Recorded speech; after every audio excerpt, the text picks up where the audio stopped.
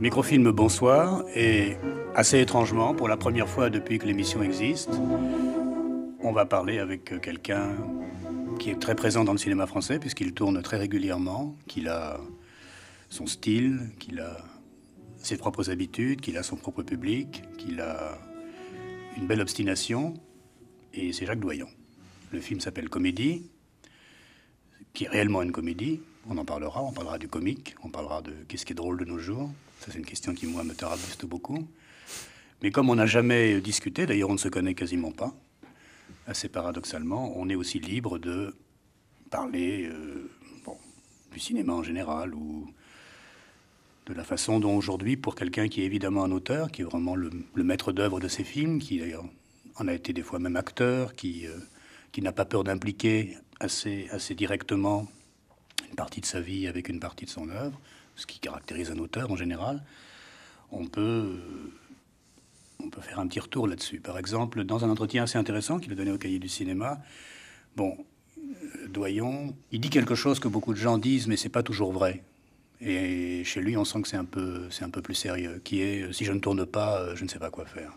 Et c'est vraiment le fait de tourner qui devient le plus important. C'est le moment où on existe le plus. Et puis même écrire, monter, c'est déjà un peu moins fort. Et puis entre les films, il y a une sorte de trou noir. Est-ce que c'est vrai ou est-ce que ça a été un peu grossi par l'entretien? Alors, c'est toujours un tout petit peu une pause et ça paraît juste en même temps. Je ne sais pas comment dire. Entre les films, si le trou s'allonge un tout petit peu, je crois que c'est plus du tout une pause, non. Je crois que c'est vrai, oui. Je suis là embarrassé à l'idée de ne pas avoir tourné depuis avril et je vais le dire un peu stupidement, je ne sais pas quoi faire. Alors, à part essayer de mettre en mouvement un film, mais en ce moment je m'en mêle un peu parce que par précipitation, j'essaie de faire avancer 2 films à la fois, ce qui en fait, je crois, me fait perdre du temps. Mais c'est compliqué les films. Je crois que d'une certaine façon, ça va pas fort en début de journée, ça va pas fort en fin de journée.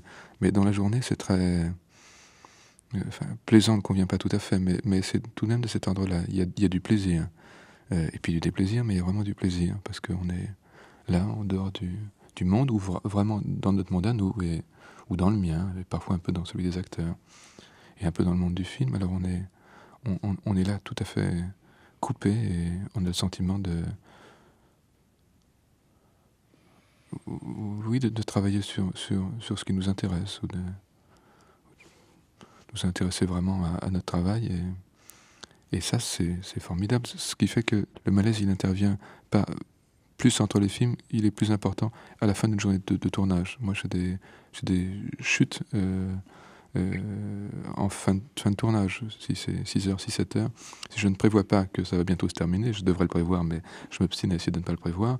Le retour du tournage à l'hôtel est une difficulté très grande, une difficulté nerveuse, physique, enfin tout ça se mêle, et je me traîne jusqu'à l'hôtel, et après ça va un petit peu mieux. Mais sortir d'une journée de tournage, c'est très très difficile. Que la journée soit heureuse ou malheureuse, ça ne change pas grand-chose. Il y a quelque chose qu'on ne dit pas assez, c'est que le cinéma est une drôle de pratique. Sinon un art, c'est que c'est très très physique. C'est très violent, oui, c'est très très physique, et dans le temps où, si vous avez assez peu d'énergie comme moi, et si nerveusement vous êtes plutôt déglingué, vous tenez bien le coup sur un tournage. Je me demande si un tournage, ça ne sert pas à montrer combien on est plus fort qu'on l'imagine, ou plus fort qu'on l'est, tout simplement. Et dans ce temps-là, vous êtes fort. Et puis, quand ça se coupe, quand il n'y a plus de tournage, quand tout le monde repart à l'hôtel, dans sa petite voiture, là, vous vous rendez compte que vous ne valez rien, que vous ne tenez pas le coup, et que vous ne valez pas un clou. Est-ce que c'est pas pour ça que finalement on est amené, comme vous, un peu comme un peintre aussi, ou quelqu'un qui a une petite troupe théâtrale, à revenir sur le motif, à faire revenir les personnages dans un décor, puisque la maison qui joue un rôle si important dans la comédie, c'est la maison qu'on voyait déjà dans La femme qui pleure, qui moi, personnellement, est le film que je préfère de vous, enfin celui qui m'a le plus touché. Ou à l'époque, c'est vous qui d'ailleurs jouiez un rôle qui n'était pas très très éloigné comme type de personnage que celui de Souchon aujourd'hui.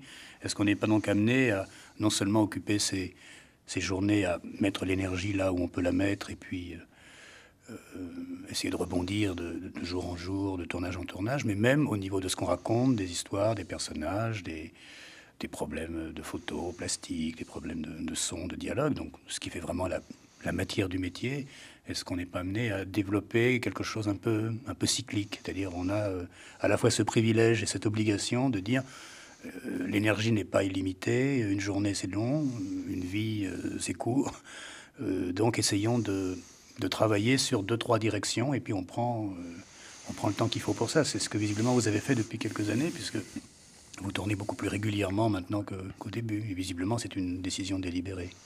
Oui, je crois que le désir est plus fort et la peur de m'arrêter, d'arrêter, que ça s'arrête, le cinéma, la vie, est plus forte. Donc devant le danger, oui, il y a envie d'emballer un peu la machine. Mais je crois que j'ai pas... Et devant aussi devant la crise peut-être du cinéma, devant le fait qu'il y ait plus grand monde dans les salles.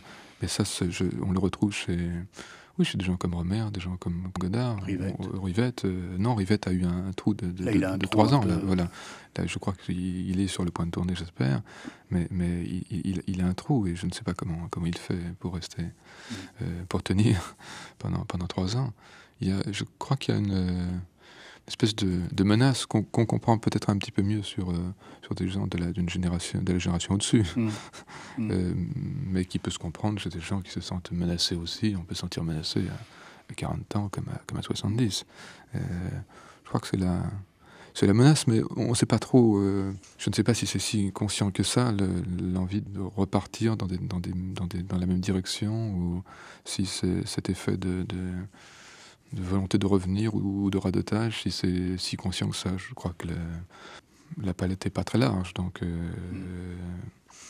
quand on le sait, on essaie de ne pas le savoir et on essaie de continuer à tourner. On voudrait d'ailleurs que ça soit plus quotidien. Il y en a qui se débrouillent mieux. Je dirais que le système Godard, à savoir une caméra que l'on possède, des machines que l'on possède et 2-3 personnes à l'année, lui permettent lui de travailler banalement, stupidement, en plus comme un peintre, de travailler quand ça l'arrange. Moi, je suis encore dans la pression des scripts à écrire, d'une production à monter, d'une équipe à former, de comédiens à convaincre. Lui a passé par-dessus ça bien mieux. Oui, c'est aussi que c'est pas absolument le même projet. Par exemple, par rapport à Rivette, je connais un peu quand même, il y a une différence visiblement entre vous et lui, même s'il y a beaucoup de ressemblances sur ce qui vous intéresse dans la vie, sur le rapport au théâtre, ça on en parlera. C'est Rivette, on sait que quand il ne tourne pas, il va voir les films des autres. Oui, c'est un témoin absolu, Jacques, de ce qui se tourne depuis qu'il va au cinéma. Et quand il ne tourne pas, il va voir, et peut-être que ça équivaut quelque part pour lui. Or, vous, on le sait parce que vous l'avez souvent dit, et ça fait partie maintenant de votre image. Ça c'est un peu... Ça c'est très peu cinéphile. Ça c'est un peu arrêté. C'est une arrêté. pause ou est-ce que c'est Non, vrai? Je suis allé beaucoup au cinéma dans les années 60, entre le début, avec un petit peu de retard, peut-être parce que j'avais 14-15 ans, le début de la nouvelle vague, je dirais 59-60. Entre 60 et 75, je suis allé beaucoup au cinéma, beaucoup. Peut-être pas comme un cinéphile. J'avais un petit peu de difficulté avec le cinéphilie, ces mots compliqués, le musée, la cinémathèque. C'était pas mon truc, j'allais dans d'autres salles. Mais je voyais, j'ai vu là les films qui m'ont... Oui, les films du moment qui me paraissaient les plus forts, il me semble avoir vu les films de Cassavetes et les films de Bergman, et c'était peut-être la période la plus heureuse du cinéma de Bergman. J'avais vu un petit peu plus tôt, j'avais la chance d'être dans un lycée dans les années 50, dans un lycée où il y avait un ciné-club, qui était le ciné-club d'une classe de préparation de l'IDEC, et là j'ai vu avant... Ça c'était au lycée Voltaire. C'était au lycée Voltaire, c'est le même lycée que moi, donc on a eu les mêmes... Je ne savais pas. C'était à Gênes. Alors, c'était à Gênes, voilà. Alors, comme lycéen, et non pas comme élève de cette classe de préparation, j'ai vu donc là des Mizoguchi, des films de Dreyer, des films importants qui m'ont sidéré. Et après, c'était une chose là tellement belle, après je me suis rendu compte, peut-être avec des films historiquement importants, mais que les gens n'ont pas forcément tous en mémoire, des films un film comme Adieu Philippines était un film très important pour moi. Là, je me suis rendu compte que finalement, faire du cinéma, c'était pas c'était pas une chose apparemment aussi impossible qu'un film de Dreyer ou un film de Mizoguchi. Donc ça, c'était un film très, très important pour moi, pour comment ça a été fabriqué. Les films de Cassavetes m'ont, je dirais, aidé beaucoup dans comment ça pouvait être bricolé, autant de liberté pouvait s'installer dans un film. Après, il y avait parallèlement des gens de grande maîtrise, comme Bergman, bien sûr. Alors, jusqu'en 75, j'ai vu pas mal de films. Je crois que c'est coupé pas mal de 75 parce que après, il y a eu l'envie peut-être de faire des films, oui, peut-être, sans aucun doute, de faire des films. Alors, petit à petit, je me suis refermé et je voyais pas très bien comment je pouvais à la fois ce sentiment de ne jamais me refermer assez pour pouvoir travailler. Il me semble que mon travail n'est pas assez bon parce que je ne me referme pas assez. Et en même temps, donc je ne pouvais plus voir beaucoup de films. Et j'avais aussi le sentiment que ces années-là étaient plus fortes. Alors je parle peut-être à la fois comme quelqu'un d'un peu vieux, comme quelqu'un qui s'est arrêté sur une époque. Mais là, entre 60 et 75, il me semble qu'il y a une richesse incroyable qui n'est peut-être pas celle. On a à peu près le même sentiment. Oui, qui n'est pas celle. Voilà, les quelques films que je vois, il me semble que les meilleurs cinéastes, les gens qui faisaient du cinéma à cette époque-là, me paraissent faire un moins bon cinéma aujourd'hui, ceux que j'admirais le plus. Et je connais pas bien les autres. Oui, donc c'est vrai, oui, je ne vais pas beaucoup au cinéma, mais aussi parce que c'est pas une décision de ne pas aller voir les films, parce que ça m'arrangerait bien d'avoir des temps de récréation dans des après-midi parfois concernant de vide. C'est que ça me fait peur. J'ai du mal à aller au cinéma.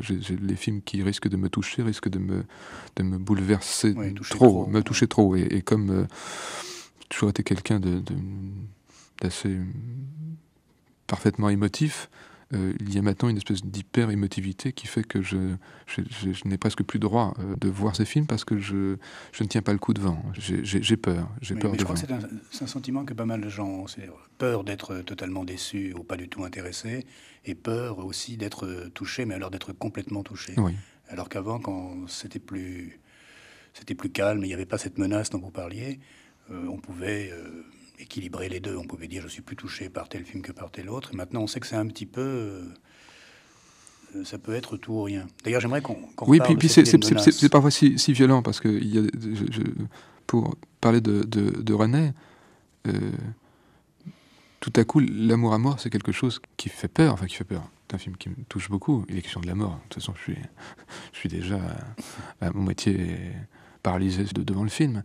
On a le sentiment que des gens comme René aussi, tout à coup, poussent plus loin, tapent plus fort, jouent moins avec le cinéma, jouent plus avec l'idée de vie, de mort, de je ne sais quoi. Et donc, c'est des films qui sont, lorsqu'ils sont réussis, sont des films bien plus menaçants, bien plus terribles. René, c'est intéressant d'ailleurs, parce que c'est quelqu'un dont les premiers films, dont par exemple Ce Nuit et brouillard, que Agel passait tellement souvent... Oui.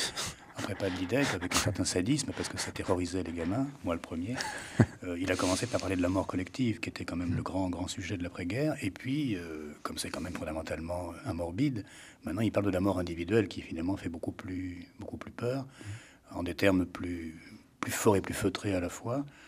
Et ce glissement vers l'individualisme obligé, de toute façon, parce que c'est pas seulement qu'on est individualiste ou narcissique, c'est que on vit maintenant dans des mondes où on peut faire des petites cellules de protection, de jouissance, d'organisation, des petits psychodrames à deux. Bon, c'est ce que le cinéma, depuis les années 60, a préparé. Et en disant qu'il y a une phase où une scène de ménage pouvait prendre les dimensions d'une cosmogonie, disons, l'Aventura, par exemple, pour prendre un film qui a fait scandale à cause de ça. Extrême ténuité de l'histoire et en même temps ampleur de la forme. Et vous arrivez plus tard dans le cinéma, à un moment, de toute façon, l'individualisme est... pas seulement une question de comment vivre, mais une question de que faire avec l'art du cinéma.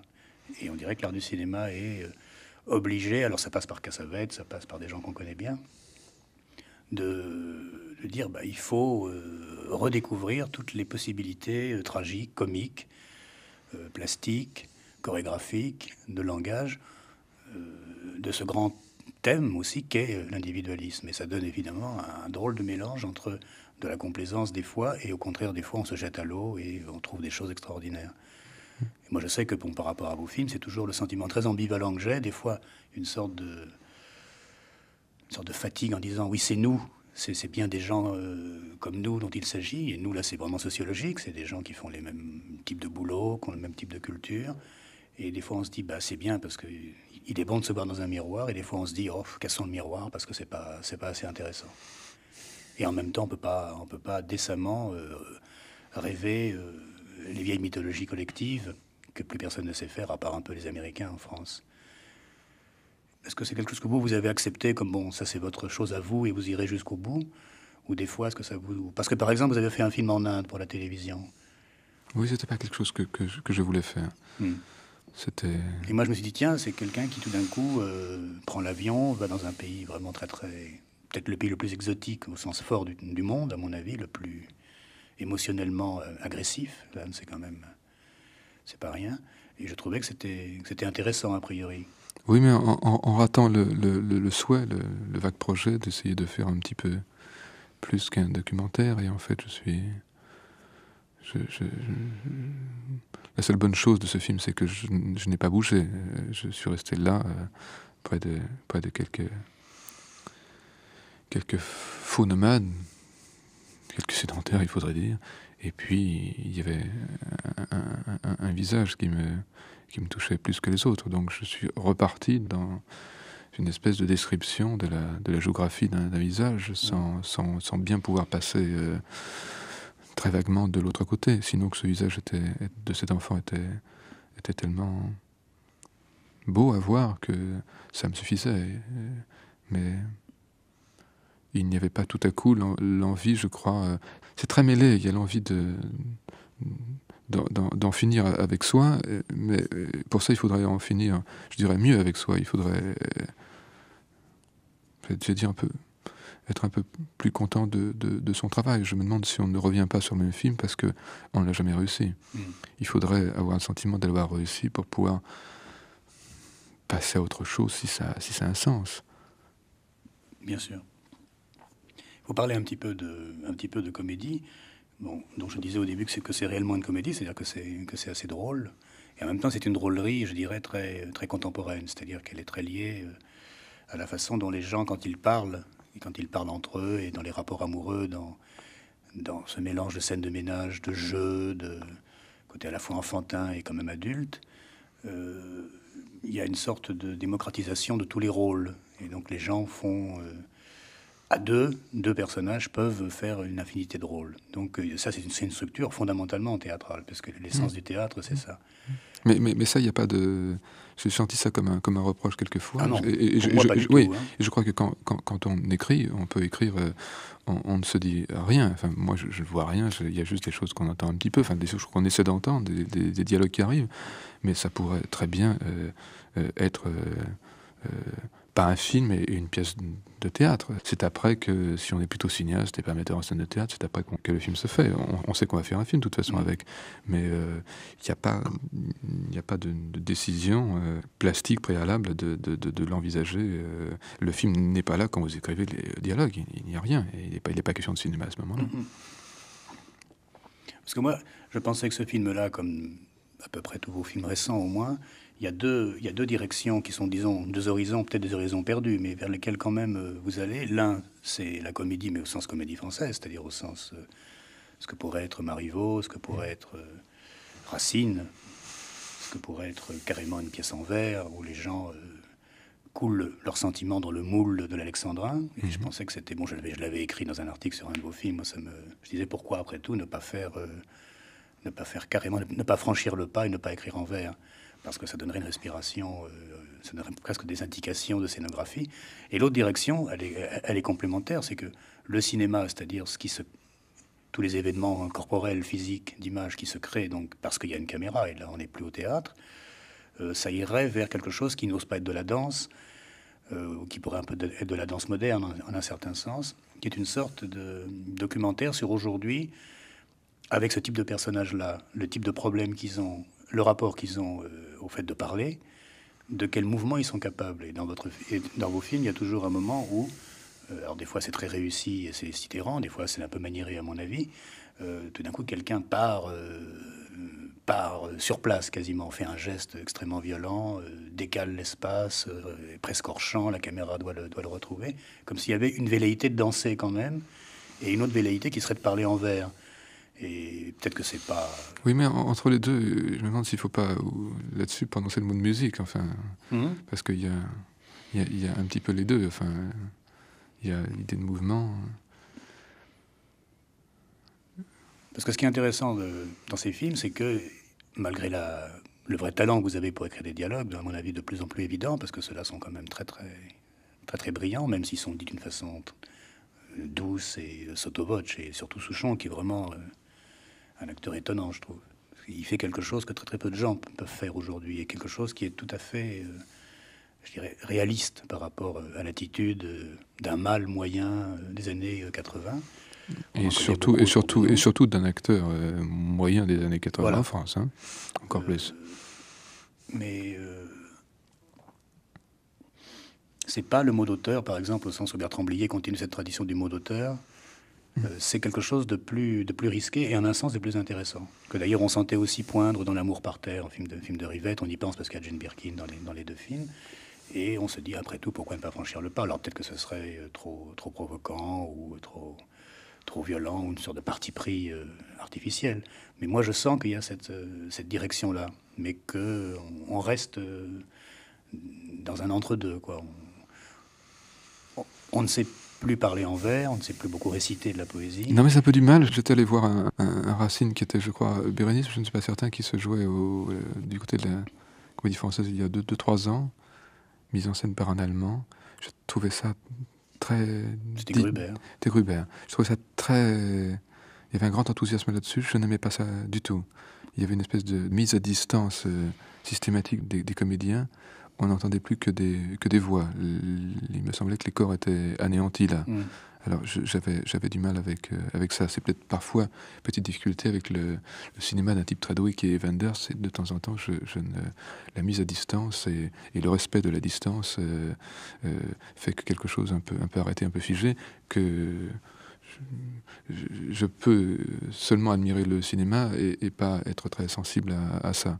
Alors dans ce Bérénice-là, j'entendais seulement une voix et en même temps Alexandrin est si difficile à dire, je ne sais pas, enfin c'est pas question d'exciter Alexandrin aujourd'hui.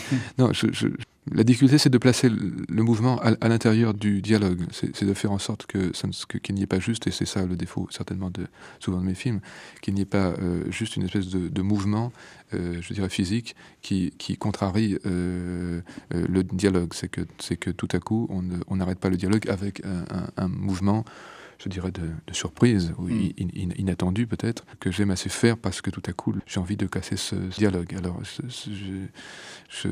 je sais combien j'aime et j'installe des violences non préméditées dans certains gestes. Je sais aussi que je suis suivi par les acteurs de temps en temps. Jane est quelqu'un qui me suit bien. Parfois, peut-être que je la suis seulement. Donc c'est quelqu'un qui est, voilà, une vraie complicité. C'est quelqu'un qui anticipe, je peux demander un geste, je peux demander l'arrêt de. Oui, là je suis. On travaille plus là. Il me semble qu'avec elle, j'y arrive mieux qu'avec un autre. C'est-à-dire qu'on peut parfois, il n'y a pas seulement parfois, lançons ce dialogue et puis arrêtons de dialoguer et occupons-nous un petit peu du mouvement, je dirais de la chorégraphie ou de la gymnastique, de ces corps-là quand ça ne marche pas. Avec Jane, il me semble que j'y arrive mieux, mais il faut dire aussi que elle est y arrive mieux que beaucoup d'autres, qu'elle me paraît au-dessus, au-delà de la qualité de la plupart. Alors avec elle, ça fonctionne très bien. Donc le travail sur le mouvement, la musique des mots et la musique du mouvement, tout ça, on arrive à le compresser et ce n'est pas juste parfois l'état d'une lecture où on exprime des désirs et on en reste un petit peu là, on reste dans la contrainte des indications. Alors c'est très difficile parce que chaque fois qu'on commence une scène, on a tendance à dire tellement de choses à l'acteur, ce qui nous vient à l'esprit. Donc ce qui nous vient à l'esprit, c'est plein de choses, c'est des contradictions et ça fait beaucoup d'indications. Alors ce beaucoup d'indications, parfois un peu contradictoires, l'acteur parfois ne sait plus trop quoi en faire. Comme il se lance en plus à l'intérieur d'un plan séquence, j'ai rarement le sentiment que les indications du moment trouvées, non préparées, que je n'ai pas toujours le sentiment qu'un lecteur peut faire avec tout ça. Donc je crois que de temps en temps je le noie ou je le persécute ou je l'empêche de se mettre en mouvement, et parfois je sens quelqu'un qui est juste dans la peur de ne pas réussir à la fois se souvenir d'un texte, se souvenir des indications, savoir qu'elles sont contradictoires, faire ça et autre chose qui paraissent contradictoires, et parfois oui, je ne m'en sors pas avec eux, ils ne s'en sortent pas avec moi parce que je n'arrive pas. Une scène, aussi courte soit-elle, il y a plein de mouvements à l'intérieur. Alors, c'est terrifiant, l'espèce de truc qu'on appelle la mise en scène, parce que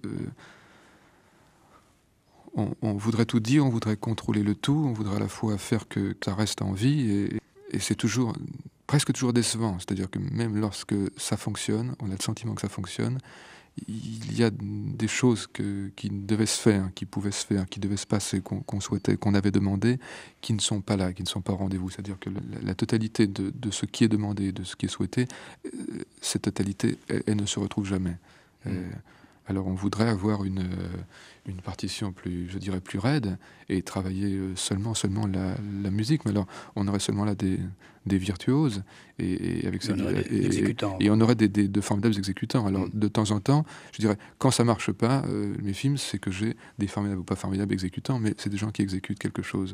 Et la faute nous revient, parce qu'il n'y a pas à se demander à qui est la faute, mais il faudrait juste revenir plus sur les scènes, revenir sur les plans, parce que film terminé ou journée terminée, l'insatisfaction est souvent grande. Elle n'est pas totale, parce que parfois, eux arrivent à exécuter parfois un peu différemment de ce qu'on a donné. Parfois, des indications qu'on a données la veille pour une autre scène rentrent là-dedans, et on se rend compte que ça rentre avec une journée de retard, et que c'était inattendu, et que cette chose inattendue fait la force de la scène et de la qualité de jeu à ce moment-là.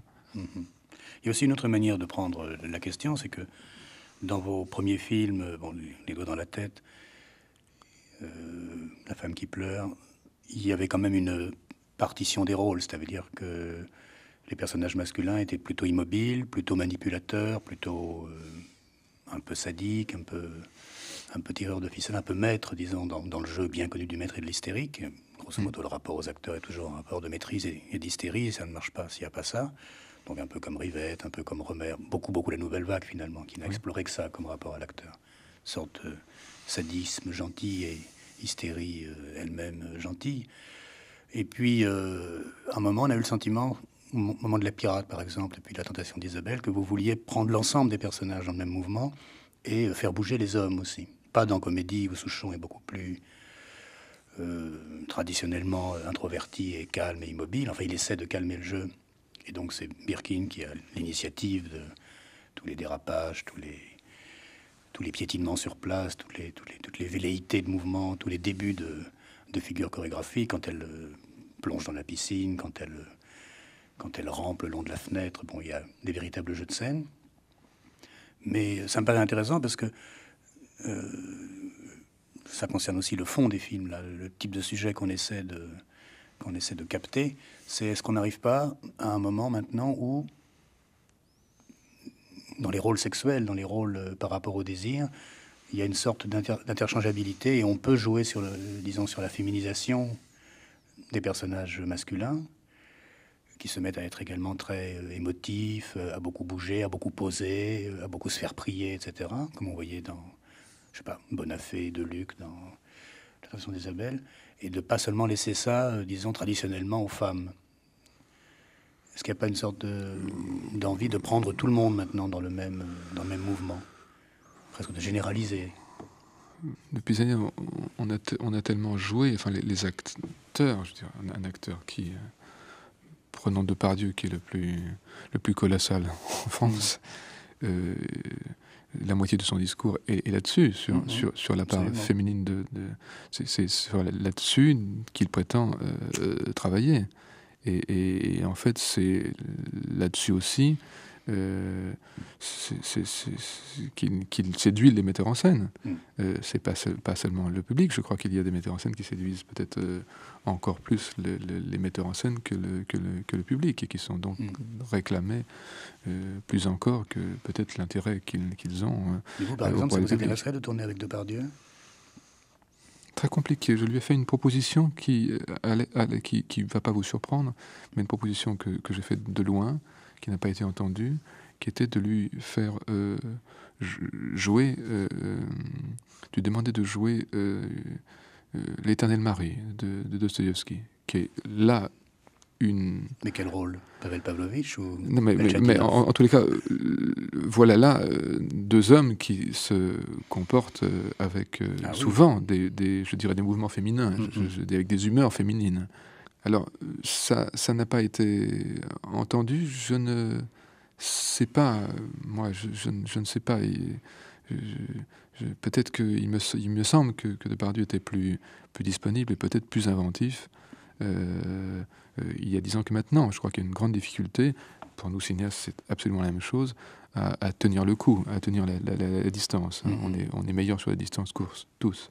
Alors, je ne sais pas. J'ai fait cette proposition avec un peu de prudence, qui demandait que l'appel soit entendu avec force de l'autre côté. L'appel n'a pas été entendu, donc je crois qu'on est resté trop prudent. Peut-être ma demande n'était pas assez forte, peut-être son désir n'était pas assez fort de tourner avec moi. Je ne sais pas. Naturellement, j'ai tendance à penser que les femmes sont plus costauds, plus curieuses, plus ouvertes, moins dans la maîtrise de leur jeu, donc tellement plus curieuses et tellement plus généreuses, tellement plus justes, tellement plus honnêtes.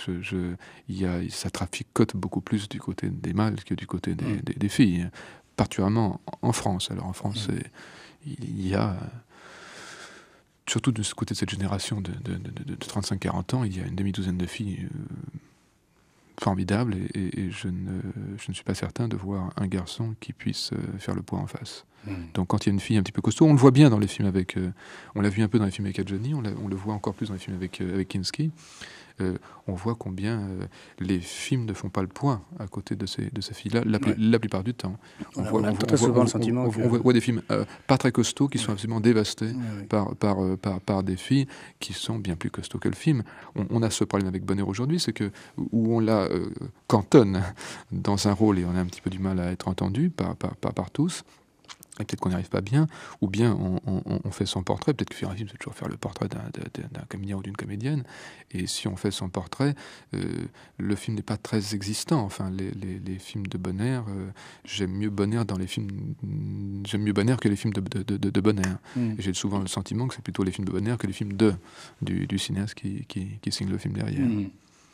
Comme si finalement il y avait une espèce de paradoxe au fait que le cinéma d'auteur aujourd'hui, ça soit un cinéma qui soit absolument au service de l'acteur, comme le bon vieux cinéma américain.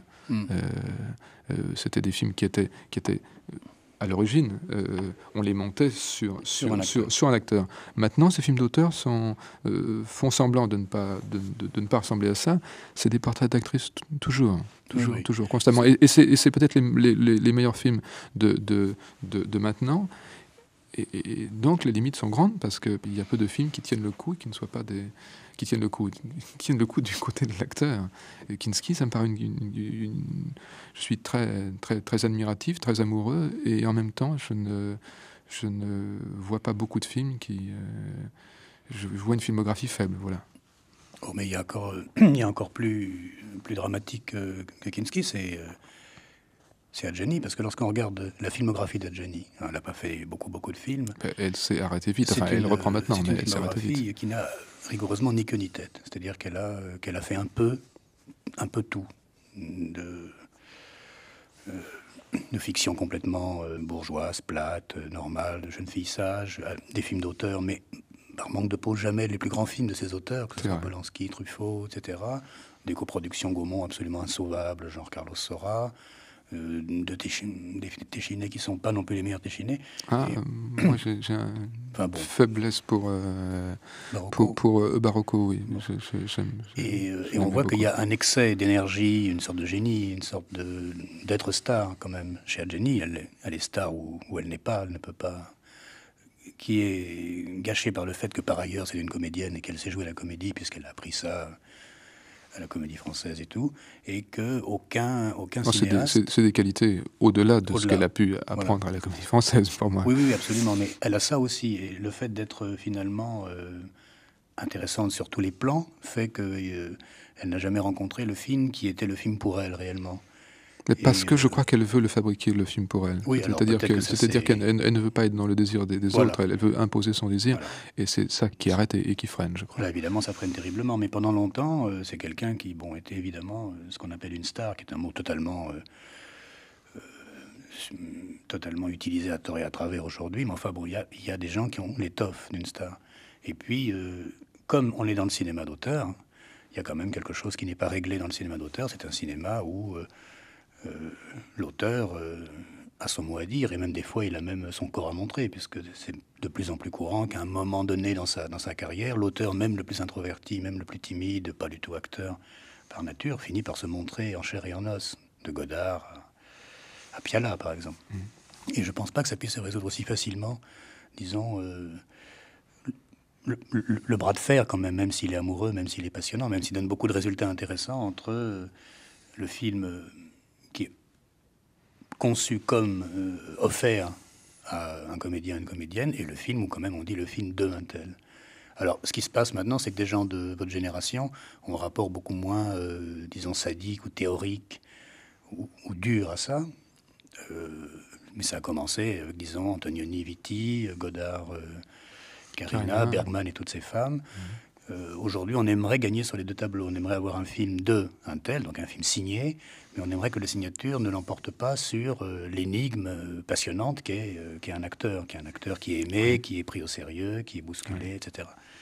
Et c'est un peu ça qui est déprimant dans le cinéma, c'est qu'on voudrait absolument tout avoir dans le cinéma, tout en étant conscient qu'il y a des choses qu'on ne peut plus faire.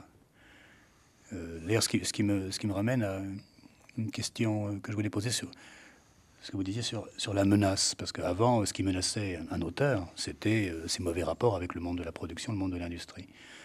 Maintenant, le monde de l'industrie est exactement ce qui est en crise dans le cinéma, c'est-à-dire c'est pas le film d'auteur qui est en crise dans le cinéma, c'est le film moyen, c'est le film de consommation, le film commercial bien fait. On en fait un tous les 5 ans. On fait Les Ripoux, à peu près le seul film, disons, très réussi dans un genre absolument populaire, très traditionnel. Et pour un Ripou, on a 20 films d'auteur tout à fait réellement des films personnels. Bon, donc ça s'est complètement décalé.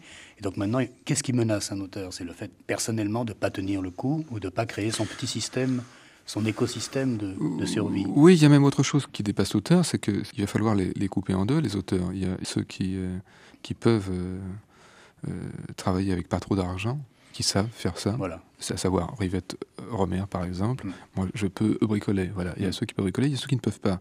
Par exemple Piala, je ne vais pas parler des soucis de Piala, mais ça va être un souci parce qu'à 5 millions il ne fait pas un film, il ne sait plus. Il lui faut du temps, il lui faut s'arrêter, il lui faut reprendre, il faut bon. Alors il a su, il ne sait plus. Donc si malgré Depardieu, malgré Bonner, malgré Piala, malgré une Palme d'Or, ou grâce à tout ça, ou malgré je ne sais pas ce qu'il faut dire, si le film fait 200 000 entrées sur Paris, c'est insuffisant. Il y a une perte là d'argent qui est considérable. Or c'est des films qui ont l'air de fonctionner, qui perdent de l'argent. Les films de Godard ont l'air de ne pas fonctionner et ne perdent pas d'argent. Et les films de Romer ont l'air de fonctionner et quand même de l'argent.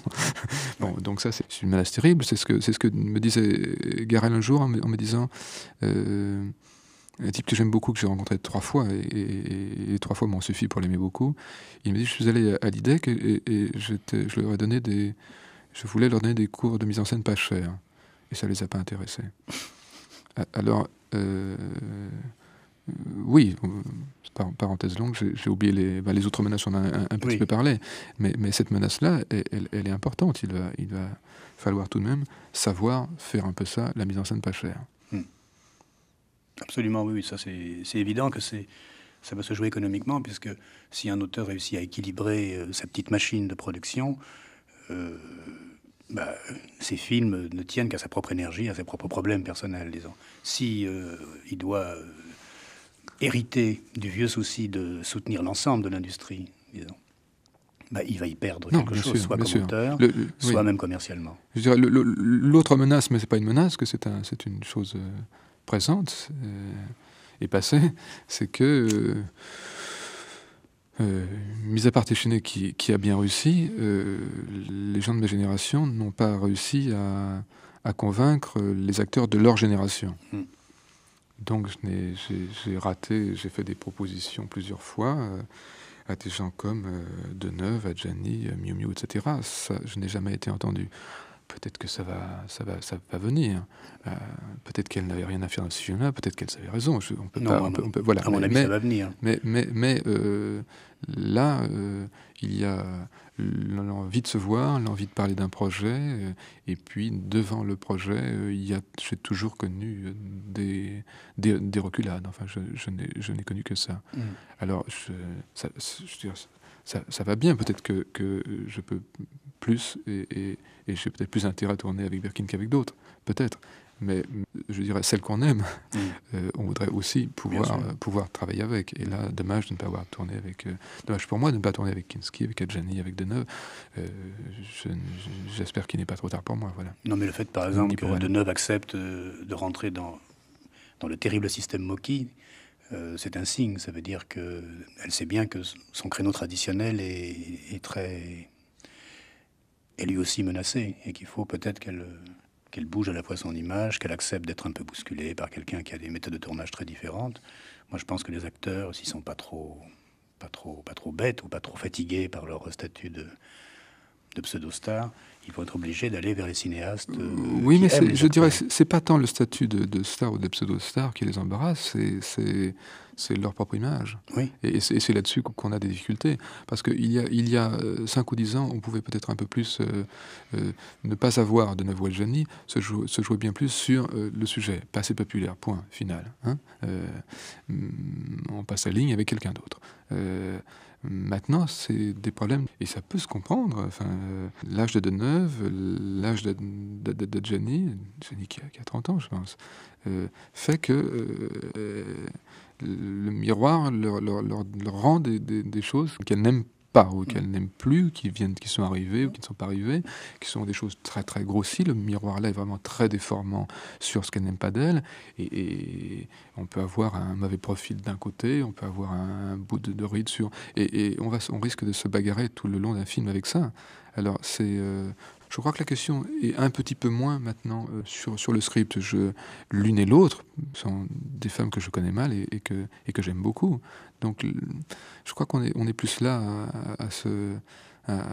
c'est plus le problème qu'elles ont avec elles-mêmes qui nous les arrête. Mais c'est surtout qu'ayant des problèmes comme tout acteur avec elles-mêmes et leur image, elles trouvent beaucoup moins d'alliés ou de complices ou d'aventures intéressante pour elle qu'avant. Et l'une de ces aventures, c'est de trouver réellement un allié, y compris chez des cinéastes qui ne viennent pas du même moule industriel, quoi. Et ça, c'est quelque chose qui risque de se passer. Mais évidemment, il y a quelque chose là, moi je vous donne raison, sur le fait qu'il y a quelque chose d'irremplaçable dans le cinéma, c'est quand les acteurs ont l'âge de leur metteur en scène. Bon, pour prendre un film qui est très très discuté, qui a des hauts et des bas, mais il y a quand même des vrais hauts, qu'est le film de Carax. Le fait que Denis Lavant soit réellement l'alter ego de Léos, on en pense qu'on en veut, mais ça donne tout d'un coup au film une sorte d'ancrage absolu, ancrage physique, biologique, qui est exactement ce que Godard faisait quand il faisait tourner Belmondo, qui est à peu près l'âge de Godard. Et quand ça ne se produit pas, dans le meilleur des cas, on arrive à Téchiné, ça pourrait d'ailleurs vous arriver à vous aussi, c'est-à-dire un moment, un acteur un peu plus âgé, qui a un autre passé, il dit, il faut que je me... De la même façon que des gens comme Piccoli disent, des fois j'en ai marre, je vais au théâtre pour retoucher le sol, pour savoir qui je suis. On va... pas au théâtre même, mais après tout, sur ces planches de théâtre qui sont de plus en plus présentes maintenant dans le cinéma. Bon, le film s'appelle Comédie. Et pour à la fois prolonger son image et rebondir pour de vrai. Parce que sinon, c'est trop hyper réel. Sinon, c'est c'est l'image qui se dégrade toute seule parce qu'elle est la proie de la télévision, et la télévision caricature tellement tout qu'à la fin, plus personne s'y retrouve. Je crois qu'on n'a plus beaucoup de temps, mais il y a une question qu'on n'a pas abordée. À mon avis, il aurait fallu 1 heure de plus pour le faire, parce que moi, c'est celle qui m'intéresse le plus. Le film s'appelle Comédie. J'ai dit qu'il était drôle, réellement. Et qu'en même temps, il était, comme tous vos films récents, très très réaliste sur c'est quoi aujourd'hui un petit bonhomme et une petite bonne femme qui ont des problèmes de langage, des problèmes de désir, des problèmes de narcissisme. Enfin, qui je suis, à quoi je ressemble, qu'est-ce que je veux, que veut l'autre. Et des fois, c'est comique. C'est-à-dire que réellement comique, ça fait rire. Mais quand on rit à Comédie, ou comme quand on rit à Scorsese ou à Nanni Moretti, pour prendre un cinéaste italien que je trouve formidable, c'est quand même étrange parce qu'on rit un peu de nous-mêmes. On rit d'une classe de la population française, européenne, dans les pays riches, qui est la génération du narcissisme, culture du narcissisme. Et donc, qu'est-ce qu'il y a de drôle en nous maintenant, qui n'est pas la même chose qui rendait Chaplin drôle, ou Tati drôle, ou Keaton drôle. Là, c'est un autre monde. Qui est une drôlerie collective, une drôlerie de masse, de foule. Qu'est-ce qui est drôle dans le huis clos, dans ce jeu de... On parlait tout à l'heure de distance, mais oui, je crois que c'est des films qui peuvent être d'un film sur l'autre. Je vois bien combien... C'est une question de distance. Combien à l'intérieur d'une scène dite de ménage, d'une crise de jalousie, combien on peut, à l'intérieur même si on la vit, si on rentre dedans, si on s'en échappe un petit peu, tout ça peut être absolument dérisoire et donc parfaitement risible. Et puis, à peu de temps de là, dans la même scène, on peut se faire prendre et se faire mal et faire mal. Et alors, c'est ça, il me semble que c'est une espèce de scène de jalousie où nous, spectateurs, comme un acteur de cette scène-là, on la regarde selon que la caméra est placée un petit peu trop près ou un petit peu trop loin. On peut s'en amuser, trouver ça tout à fait... C'est un peu comme au tennis, on compte les points, on rit aux doubles fautes, oui, il y a une sorte de... je crois on est dans le temps réel de la performance. Je crois, oui. C'était d'ailleurs le temps réel dans... Moi, j'aimais beaucoup le film de Piala qui était Nous ne vivions pas ensemble, qui était 30 fois, 40 fois la même scène. C'est une improvisation autour de la même scène. Ça, oui. Et ça, je trouvais ça très, très fort, très courageux. Et je pense que c'était un tel courage que ça n'avait pas été calculé. C'était non calculé. Non, alors maintenant, à quel moment ça devient drôle ou ça ne devient pas drôle? Je crois qu'il y avait la volonté de toute façon de jouer là-dessus, de faire un film qui pouvait se balader. Je crois que la distance est très faible en fait entre c'est plutôt comique, c'est plutôt grotesque même, c'est plutôt franchement risible. Et puis c'est plutôt émouvant, mais même dans le moment de l'émotion, ça peut être risible, bien entendu. Voilà, les deux se mêlent. Et en fait, la distance, c'est pas une grande distance, que je disais, quand je parlais de plans très rapprochés, et puis une caméra qui aurait l'air de filmer en plan large, c'est pas seulement ça. Il y a très très peu de choses entre les deux. Et d'un point de vue strictement réaliste, c'est pas ça une mécanique, d'un point de vue simplement réaliste. Je crois qu'on peut très vite sortir du rire et passer à l'hystérie, qui était le mot employé en début de scène, en début de discussion. Et puis on peut très bien revenir très vite, on peut se trouver ridicule soi-même, enfin l'acteur, le personnage, dans l'hystérie et essayer de rebondir, enfin sortir de ça. Et c'est très fragile la distance et ça peut se balader, on peut à l'intérieur d'une même scène il faut se balader. Il faut la redéfinir à chaque seconde. Alors il fallait juste là essayer que ça ne soit pas trop mécanique et en même temps savoir qu'on ne pouvait pas rester, que ce n'était pas d'un grand intérêt de rester sur la même humeur constamment. Donc il fallait essayer de l'écrire en essayant de l'écrire d'une façon un petit peu... je parlais de Dostoïevski, la force de Dostoïevski, ça me paraît toujours des personnages qui sont aveugles, qui ont des plans, qui ont une grande lucidité et qui en même temps improvisent leur scène tout le temps. Et ça, je trouve ça chez Dostoïevski vraiment très très fort. Des gens qui semblent avoir la maîtrise de leur engin, mais le brouillard est tellement intense qu'ils sont obligés de donner des grands coups de volant à chaque instant parce que la route, ils ne la voient pas. C'est ça. Sur ces paroles très graves, on va remercier Jacques Doyon. On a beaucoup parlé de tout Mais c'est normal parce qu'on ne s'était jamais parlé avant, donc peut-être pas assez de comédie, qu'il faut voir, qui est un film très réussi et réellement assez drôle. Et merci à Jacques Doyon.